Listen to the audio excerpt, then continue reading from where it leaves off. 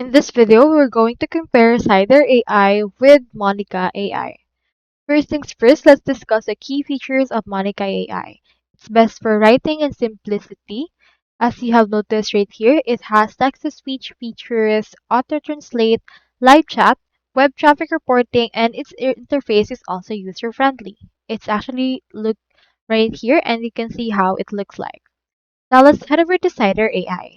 Cider AI has broader feature set, which is good for productivity.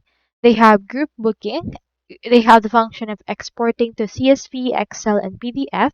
It's also good for translation as well as in-course YouTube videos. It's also comprehensive and good for you.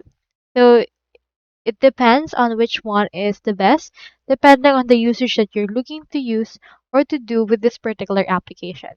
On my case, I'll actually choose Monica since I want to use it for writing and simplicity. So that's all there is today, and I hope this video helped you out.